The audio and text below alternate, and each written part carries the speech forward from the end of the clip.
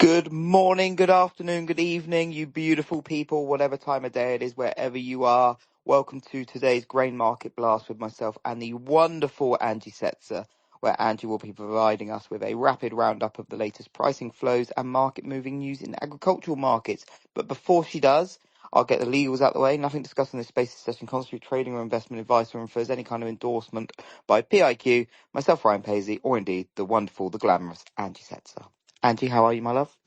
I am super. Thanks for Thanks for asking. asking. Oh, God, get out my head. Oh man, now that's stuck in your head. You're welcome. So happy Tuesday. I had to figure out what day it was because I could not remember for the life of me. And I'm also still not sure, and I think we've started every conversation like this for the last week, so I apologize to everyone, but how the hell is it the third week of July? Can you tell Right? me that? I, So I here we are. swear, I swear I don't remember the end of June happening. So I think someone's playing some mind game somewhere. I was trying to remember how that correlates to your Vegas trip, so that might be why, but I'm not 100% sure. I too, though, don't remember the end of June happening. So, apparently it did, because here we are and it's almost the end of July. So welcome, thank you for catching up. But, market wise here, what are we paying attention to? I think the biggest thing right now, obviously, is this whole conversation about weather, crop conditions, and yields. And, one of the things that I'm seeing a lot of folks talk about is okay, crop conditions are the highest rating that we've had. And since I think 2016, they reflect something similar to 2010-ish. And a lot of folks are it should correlate, to above trendline yield if we have a normal finish, weather-wise or whatever. And you still have a lot of folks that are using just basically, weather-derived and, NDVI or vegetation health indices, to kind of, or crop conditions even, to generate some of these yield estimates. And so I really want to continue to caution folks, yes, the market itself is trying to estimate, a yield.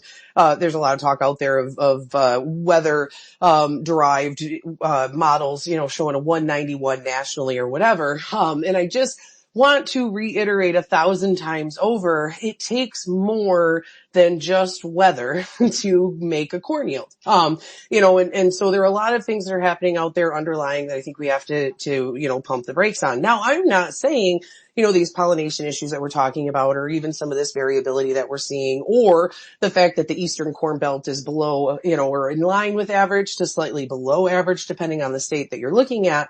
When it comes to crop conditions, you have some heavy hitters out west that are well above normal. But I really want to caution folks that, the USDA's August yield estimate is primarily based on the surveys that they receive from farmers. And so if you go out and you're talking to a farmer right now, yes, the folks out, in the Western Corn Belt, especially in Nebraska and in parts of Kansas, though, they're kind of a little nervous now because the forecast has switched pretty, solidly, for portions of the Southern Plains, but, in the Western Corn Belt. And yeah, you're probably talking to growers that are going to tell you, there's a significant potential there for record yields. But you get to the Eastern Corn Belt again, it's probably an average crop. Yes, you're going to have pockets of records. You're going to have pockets of sub-average. And so I just really, again, yes, the crop is 74% good to excellent. But, one of the things that Lance said last week in the interview that we had was that he wished people would stop, making these yield derived, sort of crop progress based estimates or crop progress derived estimates, or however the hell, you know what I'm trying to say here. Yeah. It's easy I for you to got you. think, not so much slide. But he's just be careful with that because it's a survey. It's going to be far. So, I do feel to a certain extent, yes, the weather is not really threatening here in the U.S. for the most part. You are seeing, the drier areas are going to get moisture. The heat is problematic. There is some talk of heat in the Eastern Corn Belt on the overnights too, causing some issues. I was just about to ask that. So I remember Yeah. before you were saying that, yeah, heat's fine during the day, but it does, the crop does need the nights to cool down so it can kind of get itself back together. And Yeah. I remember you saying that if we don't get the cool nights, that could be a bigger issue. it could be a problem, per what some folks are saying. Like, and like I said, I am not an agronomist. Will not pretend to be. But I work with some very smart agronomists. I have some customers that, not only do they farm, like that's their job. That's what they do. And they're very well respected in their industry. I have another customer that, and I hate feeling like I'm dropping names or whatever, but like, he's a record holder, like a yield record holder. He knows what it takes to produce, Right. these massive crops. And he keeps saying to me whenever I talk to him, it's more than just weather. And I Oh think yeah, I that's what you're remember. seeing. Yeah, I remember us talking about this. It's like you need everything to go perfectly for these kind of numbers to kind of fall in, right? You only need a Yes. few of these elements not to click, and you're not going to get such high Yeah, yields. you're still going to have a I'm great crop. learning. Look at you. I'm so proud of you. So, and that's the thing is I'm not saying that it's a bad crop. Don't get me wrong. Like the potential is really there for a 181. I wouldn't be surprised to see in August the USDA even print like a 183 or something. But I also think it could be paired with reduced yields or whatever. So, or reduced acre, excuse me. But just that's going to be the biggest thing is like we saw crop conditions stay steady for the week. We saw soybeans back off a little bit. Harvest progress on wheat is progressing. We're, 3/4 of the way done here, basically, across the country. Thank the Lord. We're almost done with wheat here, because it has just been a year. It's all kind of come off like weird just because of the weather. So that's kind of what we're looking at there. Crop progress, weather-wise. Weather does look like it'll moderate across Europe. There are parts of the Black Sea that are concerning. And so that's really one of the biggest things that we'll be paying attention to there. Over to deal or no deal, which is my next bullet point that I'm pretty proud of. Yeah, we don't have anything. I don't really have much. Like Vicente is talking this morning.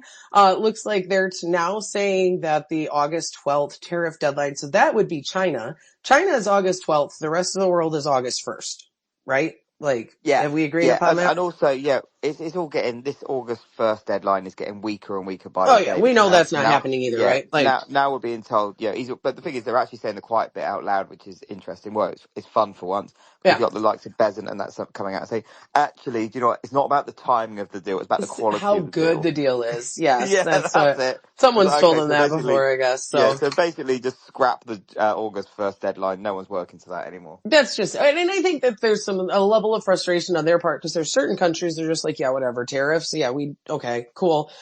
Wake us up in 3 years. We'll see if they still stick, Well, whatever. exactly what we were saying yesterday, right? Yes. Yeah. I do you know what? Since you spoke about that, I keep thinking about it. And I think what a great play for a country just to go, yeah, okay, we'll wear the tariffs, but we're not changing our stance. And yeah. Trump will lose his mind, but it would be the best thing that the country could do. It is the absolute. If I were in the EU, that would be what I would be Yeah, pushing for right now. The last thing I would do is tariff food imports and all of these and other things that penalise they had ourselves. listed Yeah, on. Yeah, exactly. like let's virtue signal ourselves further into the depression. You know what I mean? Like, what are you doing here? Like, and I think that's, to a certain extent, what you're seeing is that the administration kind of keeps pushing for, we want these trade deals, we want these wins. And, the rest of the folks in the world are kind of like, okay, well, we've done the math and what you're asking for is more than what it would take for us to just suck it up and handle the tariff at this point, and so I Yeah, think there's some back and forth. I think the administration still wants some wins, but I do think, for the most part, I really am tired of this whole idea that, no one will trade with the U.S., especially in commodities, because of, could the uncertainty be a factor? Yes. Or, did we know whether or not we were going to have freight, issues, freight costs soar? Did we know whether or not we were going to have, some countries react with tariffs or whatever?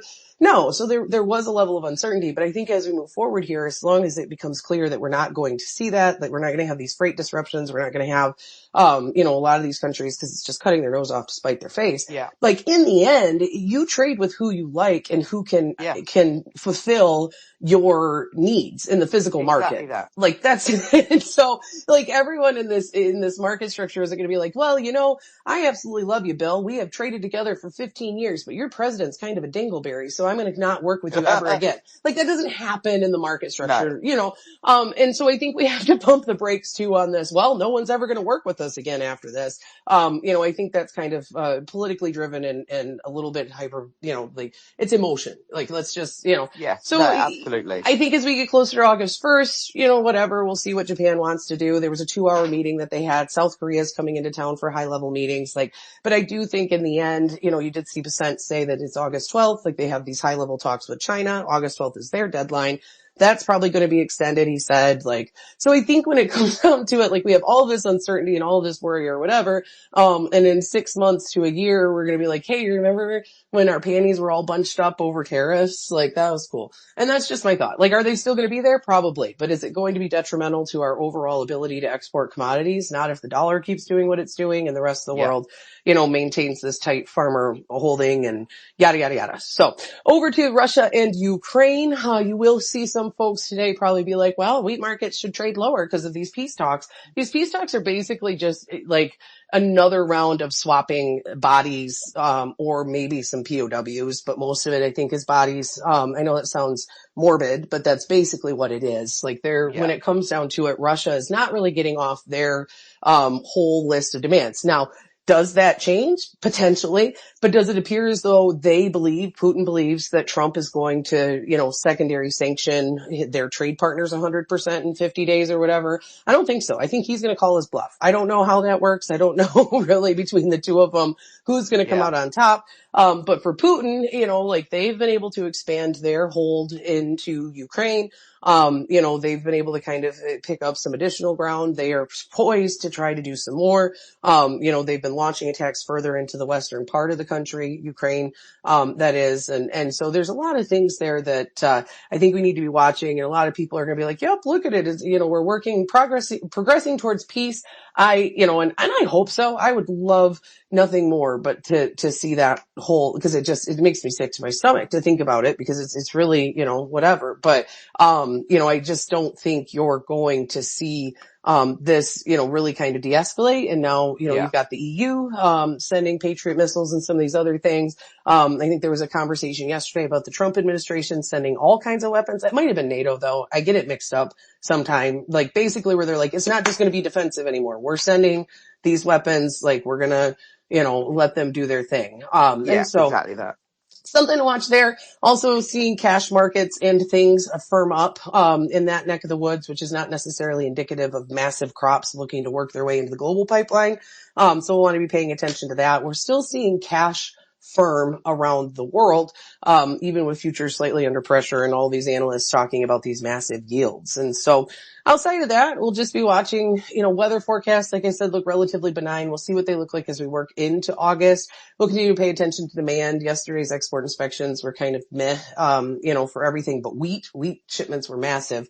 And then, beyond that, I'll just be paying attention to cash movement, grain flows, and see if we get any trade deals, but I'm not holding my breath at this point. I think that covers it for us right now. Yeah, I think so. Very succinctly. Look at that. Awesome. I've never been told I'm succinct in my life. I always joke with my customers. I'm like, thank God you don't get charged by the word, huh? Right. Well, look, I love you. Angie, thank you so much. As always, listeners, thank you so much for tuning in. We really do appreciate it. And whatever you're doing today, stay safe, keep it tight, and we'll see you all tomorrow. Much love. Have a good one, guys.